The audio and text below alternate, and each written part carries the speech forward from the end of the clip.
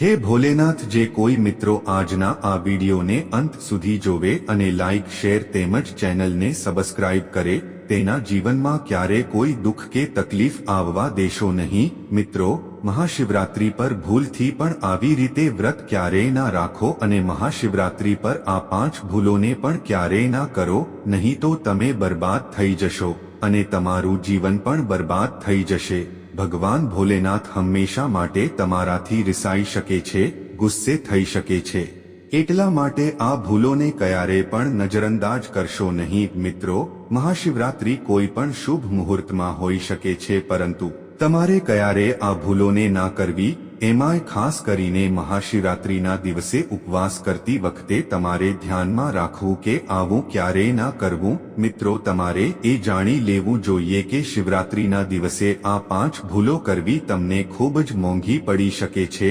આ દિવસે ભગવાન ભોલેનાથ અને માતા પાર્વતીની પૂજા માત્ર શુભ સમયે જ કરવી જોઈએ. તો મિત્રો, આવો આપણે જાણીએ કે ભગવાન ભોલેનાથ ક્રોધિત ના થાય તે માટે શિવરાત્રી પર કઈ કઈ ભૂલો ના કરવી જોઈએ. તો ચાલો જાણીએ મિત્રો. શિવરાત્રી, મહાશિવરાત્રીના દિવસે શું કરવું જોઈએ. આ દિવસે વ્રત કરો અને સવારે વહેલા ઉઠો, સ્નાન કરો અને સ્વચ્છ વસ્ત્રો પહેરો. શુભ સમયે મંદિરમાં જાઓ અને ભગવાન ભોલેનાથજીને જળ અને દૂધ અર્પણ કરો. આ દિવસે ભગવાન ભોલેનાથજીનું ધ્યાન કરો. ઓમ નમઃ શિવાયનો જાપ અવશ્ય કરો. આ દિવસે તમારે ભોજન ના કરવું જોઈએ. એટલા માટે જો તમે ઉપવાસ કર્યો હોય તો માત્ર ફળો ખાઈને જ ઉપવાસ પૂરો કરો અને જો શક્ય હોય તો આખો દિવસ ફળો ખાઓ અને બીજા દિવસે ઉપવાસ છોડી દો. જો તમારાથી આમ નથી થતું તો પછી એક સમયે તમે ભોજન કરી શકો છો અથવા એકટાણું કરી શકો છો. મિત્રો, વિડીયોને આગળ શરૂ કરીએ તે પહેલા જો તમે ભગવાન ભોલેનાથજીના સાચા ભક્ત હોવ તો તમારી આ પોતાની ચેનલ ટોપ વાતોના વિડીયોને અવશ્ય લાઇક કરો અને કોમેન્ટ બોક્સમાં જય ભોલેનાથ અવશ્ય લખવું જોઈએ, જેથી કરીને તમને ભગવાન ભોલેનાથજીના આશીર્વાદ સીધા જ મળી રહે. અને મિત્રો, જે વ્યક્તિ સાચા હૃદયથી આ નિયમનું પાલન કરે છે તે વ્યક્તિ ભગવાન ભોલેનાથજીને ખૂબ જ પ્રિય છે. તો મિત્રો, ચાલો હવે મહાશિવરાત્રીના અવસર પર જાણીએ કે ભગવાન ભોલેનાથને ગુસ્સો કે ક્રોધ ના આવે તે માટે કઈ ભૂલ ના કરવી જોઈએ. મિત્રો, ભલે ગમે તે થાય, મહાશિવરાત્રીના દિવસે ભૂલથી પણ માંસાહાર કે દારૂનું સેવન ન કરવું, નહીં તો તમારી સાથે કંઈ પણ થઈ શકે છે. મહાશિવરાત્રીના દિવસે મોડે સુધી ક્યારે સૂવું નહીં, કેમ કે તે તમારું ભાગ્યને બગાડે છે અને ભગવાન ભોલેનાથ ક્રોધિત થઈ શકે છે. મહાશિવરાત્રીના દિવસે તમારે કઠોળ, ચોખા કે ઘઉંમાંથી બનેલી વાનગીઓ ના ખાવી જોઈએ. તેમજ તમે ફળ, દૂધ, ચા અને કોફી વસ્તુઓ લઈ શકો છો. મિત્રો, જો તમે ભગવાન ભોલેનાથજીને પ્રસન્ન કરવા માંગતા હોવ તો આ દિવસે કાળા કપડાં ભૂલથી પણ ના પહેરો. બને તેટલા ભગવા રંગના કે લાલ રંગના વસ્ત્રો પહેરો. આ રંગો શુભ અને મંગળકારી માનવામાં આવે છે. આ દિવસે ભૂલથી પણ પતિ પત્ની વચ્ચે શારીરિક સંબંધ ના બાંધવો, નહીં તો તમારે ભગવાન ભોલેનાથના પ્રકોપનો સામનો કરવો પડશે. આ દિવસે બને તેટલું દાન પૂર્ણ કરો. જો તમે ભગવાન ભોલેનાથને પ્રસન્ન કરવા માંગો છો તો આ વસ્તુઓને ગાંઠમાં બાંધી લો. મિત્રો, આ પાપ ક્યારેય ના કરો. મહાશિવરાત્રીના આ શુભ અવસર પર ભૂલથી પણ શિવલિંગ પર આ વસ્તુઓ ક્યારેય ના ચઢાવો, નહીં તો જીવનભર કેટલીક મોટી સમસ્યાઓનો સામનો કરવો પડી શકે છે.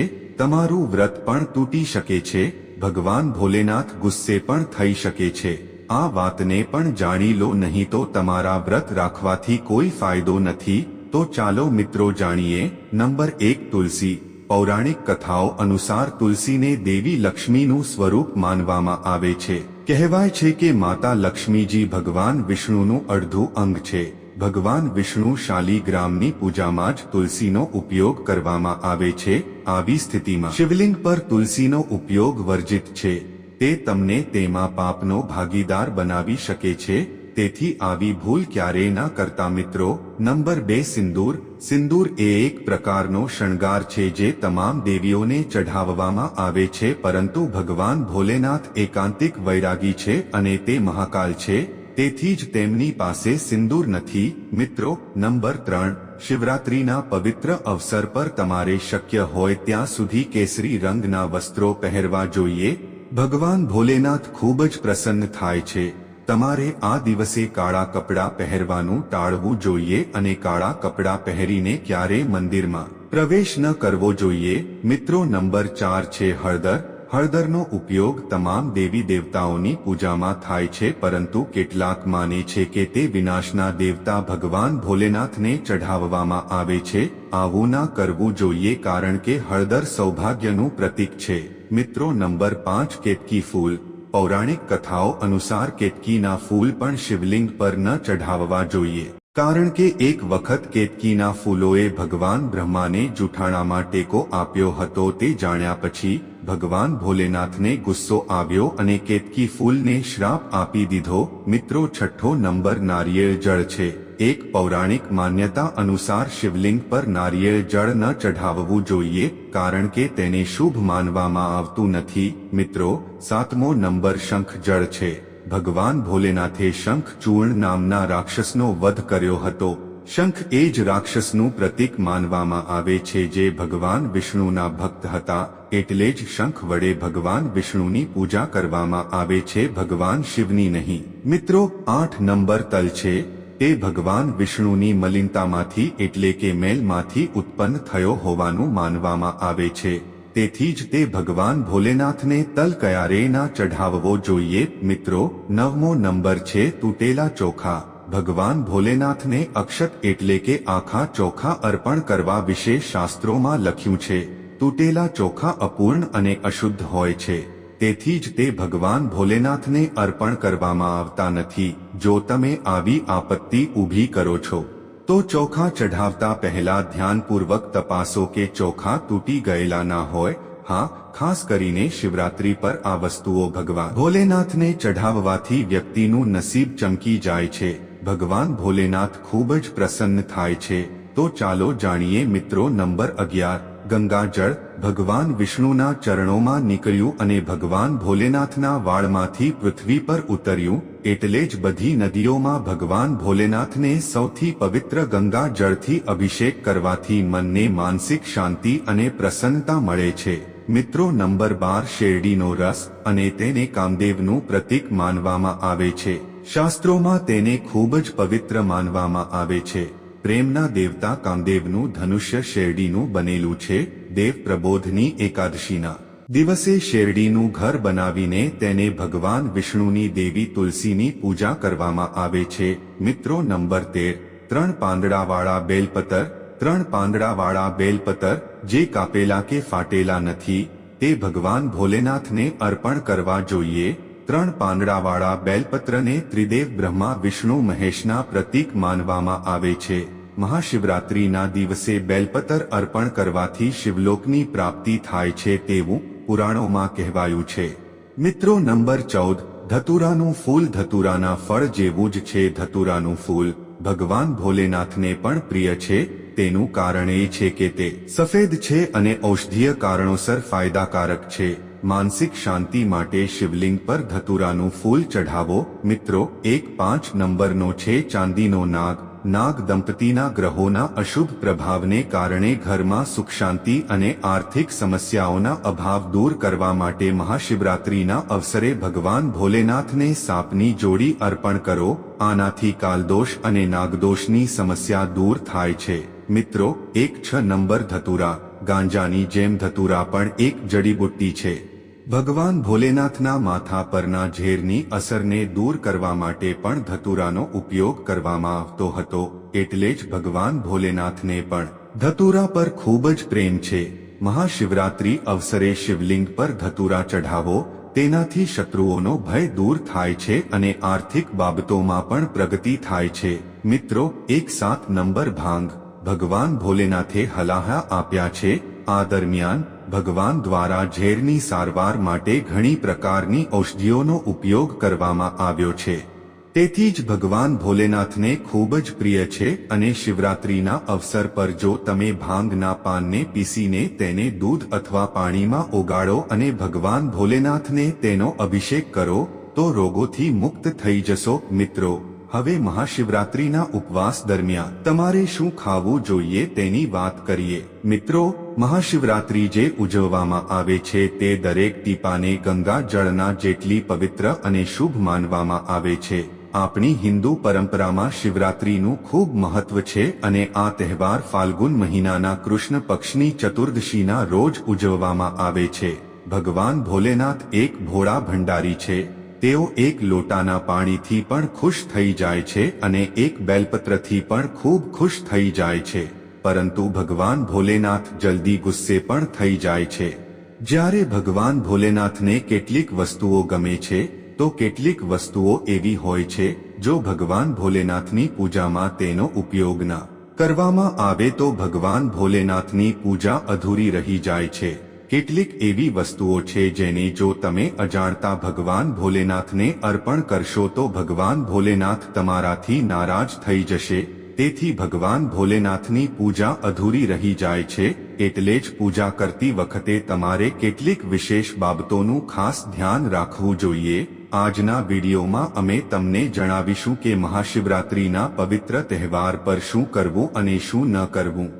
એવી વસ્તુઓ છે જે ભગવાન ભોલેનાથને ખૂબ જ પ્રિય છે અને કઈ એવી વસ્તુ છે જે ભગવાન ભોલેનાથને બિલકુલ પણ પ્રિય નથી અને કઈ એવી વસ્તુ છે જે ભૂલથી પણ ભગવાન ભોલેનાથને અર્પણ ન કરવી જોઈએ। મિત્રો, વિડીયોને આગળ શરૂ કરીએ તે પહેલા જો તમે ભગવાન ભોલેનાથજીના સાચા ભક્ત હોવ તો તમારી આ પોતાની ચેનલ ટોપ વાતોના વિડીયોને અવશ્ય લાઈક કરવો જોઈએ અને કોમેન્ટ બોક્સમાં જય ભોલેનાથ અવશ્ય લખવું જોઈએ, જેથી કરીને તમને ભગવાન ભોલેનાથજીના આશીર્વાદ સીધા મળી શકે। મિત્રો, સૌથી પહેલા આપણે જાણીએ કે મહાશિવરાત્રિના પવિત્ર તહેવાર પર શું કરવું જોઈએ જેથી કરીને તમને ભગવાન ભોલેનાથ અને માતા પાર્વતીની કૃપા મળી શકે। મિત્રો, મહાશિવરાત્રિના દિવસે ભગવાન ભોલેનાથની પૂજા ફક્ત સફેદ કે લાલ રંગના કપડાં પહેરીને કરો। ભગવાન ભોલેનાથની પૂજા લાલ રંગના વસ્ત્રો પહેરીને કરવી ખૂબ જ શુભ માનવામાં આવે છે। જો શક્ય હોય તો આ દિવસે પૂજામાં ટાંકા વગરના કપડાં પહેરો। મહાશિવરાત્રિના પવિત્ર તહેવાર પર ભગવાન ભોલેનાથના શિવલિંગની પૂજા અવશ્ય કરવી જોઈએ। શાસ્ત્રો અનુસાર મહાશિવરાત્રિના દિવસે ભગવાન ભોલેનાથ શિવલિંગના રૂપમાં પ્રગટ થયા હતા, આથી આ દિવસે શિવલિંગની પૂજા કરવી શ્રેષ્ઠ માનવામાં આવે છે। ભગવાન ભોલેનાથ શિવલિંગના રૂપમાં પ્રગટ થયા હતા। શિવલિંગની પૂજા કરવાથી ભોલેનાથ અને માતા પાર્વતી તરફથી અપાર આશીર્વાદ મળે છે। જો કે મહાશિવરાત્રિના દિવસે ભગવાન ભોલેનાથની આખી રાત પૂજા કરવામાં આવે છે। મિત્રો, આ વખતે પંચાંગ મુજબ ફાલ્ગુન માસના કૃષ્ણ પક્ષની ચતુર્દશી તિથિ 8 માર્ચથી 9:47 રાત્રે શરૂ થશે। આ તિથિ બીજા દિવસે 9 માર્ચે સાંજે 6:01 સમાપ્ત થશે। મહાશિવરાત્રિ વ્રત ભગવાન ભોલેનાથજીની પૂજા નિશિતા કાળમાં કરવામાં આવે છે। તેથી જ આ વર્ષે મહાશિવરાત્રિ વ્રત 8 માર્ચ 2024 શુક્રવારના રોજ મનાવવામાં આવશે। મિત્રો, હવે ચાલો વાત કરીએ કે તમે કઈ ઘડીમાં પૂજાના પ્રથમ કલાકમાં કેટલી વાર પૂજા કરી શકો છો। સમય 8 માર્ચે સાંજે 6:02 થી શરૂ થશે અને 9:02 પર રાત્રે સમાપ્ત થશે।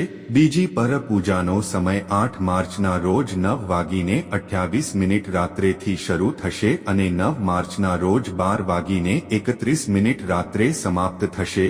ત્રીજી પ્રહર પૂજાનો સમય 12:31 રાત્રેથી શરૂ થશે। 9 માર્ચ 3:34 થી સવારે સમાપ્ત થશે। મિત્રો, મહાશિવરાત્રિ એટલે કે રાત્રે ભગવાન ભોલેનાથની પૂજા કરવી, તેનાથી ભગવાન ભોલેનાથ બહુ જલ્દી પ્રસન્ન થશે અને તમને ઈચ્છિત વરદાન આપશે। મહાશિવરાત્રિ પર તમારે ભગવાન ભોલેનાથની સાથે દેવી પાર્વતીની પણ પૂજા કરવી જોઈએ। આમ કરવાથી તમને ભગવાન ભોલેનાથની સાથે દેવી પાર્વતીના પણ આશીર્વાદ મળશે। શિવરાત્રિના દિવસે ભગવાન ભોલેનાથના શિવલિંગ પર બેલપત્ર અવશ્ય ચઢાવો, જે ભગવાન ભોળાનાથને ખૂબ જ પ્રિય છે અને બેલપત્ર વગર શિવની પૂજા અધૂરી માનવામાં આવે છે। તેથી શિવલિંગ પર એક લાકડીમાં ફક્ત 3 બેલપત્રો અર્પણ કરો અને તેના પર ચંદન વડે ઓમ નમઃ શિવાય અવશ્ય લખો। આમ કરવાથી તમને ભગવાન ભોલેનાથના આશીર્વાદ પ્રાપ્ત થાય છે। મહાશિવરાત્રિના દિવસે ભગવાન ભોલેનાથને અક્ષત અર્પણ કરો, પૂજા કરો। આમ કરવાથી તમને ભગવાન ભોલેનાથના આશીર્વાદ મળશે।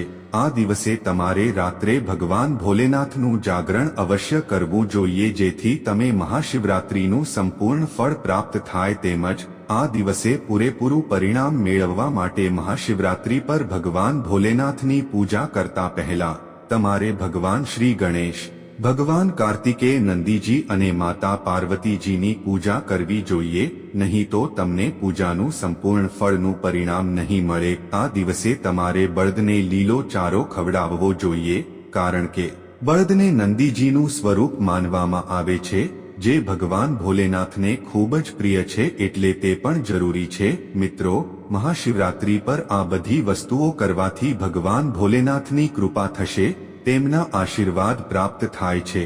મિત્રો, હવે વાત કરીએ મહાશિવરાત્રિના દિવસે તમારે શું ખાવું જોઈએ। શિવ પુરાણ મુજબ એવું માનવામાં આવે છે કે મહાશિવરાત્રિના દિવસે વ્રત કરનાર વ્યક્તિએ ધતુરા અવશ્ય ખાવી જોઈએ, ભલે થોડું ખાઓ પણ ખાવું તો અવશ્ય જ જોઈએ। આ દિવસે ભાંગ ખાવાથી સંપૂર્ણ ફળ મળે છે। જો તમે ભાંગ ન ખાતા હોવ તો તેનું થોડું પણ સેવન કરો નહીં, તો તમારું વ્રત અધૂરું ગણાશે। મિત્રો, મહાશિવરાત્રિના પવિત્ર તહેવાર પર ભગવાન ભોલેનાથ અને માતા પાર્વતીજીના આશીર્વાદ મેળવવા માટે આ બધી બાબતોનું વિશેષ ધ્યાન રાખો, જેથી કરીને તમને ઉપવાસ અને પૂજાનું સંપૂર્ણ ફળ મળી શકે અને તમે ભગવાન ભોલેનાથ અને માતા પાર્વતીજીના આશીર્વાદ મેળવી શકો। મિત્રો, આ દિવસે તમે ઘણી વસ્તુઓ એવી છે જે ખાઈ શકો છો, તો કેટલીક વસ્તુઓ આ દિવસના ઉપવાસ દરમિયાન તમારે ના પણ ખાવી જોઈએ, અને તેવી વસ્તુઓમાંથી એક વસ્તુ છે જે તમારે મહાશિવરાત્રિના દિવસે અવશ્ય ખાવી જોઈએ, જેથી તમને આ વ્રતનો પૂરો લાભ મળે। મહાશિવરાત્રિના દિવસે ઘણા લોકો ઉપવાસ રાખે છે। થોડા સમય માટે ઉપવાસ કર્યા પછી ઘણા લોકો ભોજન પણ કરે છે। જો તમે મહાશિવરાત્રિના દિવસે ઉપવાસ રાખો છો તો ધ્યાનમાં રાખો કે શરીરમાં પાણીની કમી ના થાય। આ માટે તમે દાડમ કે સંતરાનો રસનું સેવન કરી શકો છો, પરંતુ શેરડીનો રસ ના પીવો। તેની જગ્યાએ સફરજન, પપૈયું, દાડમ, કેળા આ બધી વસ્તુનું સેવન કરી શકો છો। તો મિત્રો, આજનો આ વિડિયો પસંદ આવ્યો હોય તો વિડિયોને લાઈક, શેર અને ચેનલને સબસ્ક્રાઇબ કરવાનું ભૂલશો નહીં, અને કોમેન્ટમાં હર હર મહાદેવ તેમજ ભોલેનાથ શિવ શંભુ ચોક્કસથી લખજો, જેથી આપ સૌના પર મહાદેવની અસીમ કૃપા દ્રષ્ટિ હંમેશા માટે બની રહે। તો મિત્રો, ફરી મળીશું એક નવા વિડીયોમાં નવી માહિતી સાથે।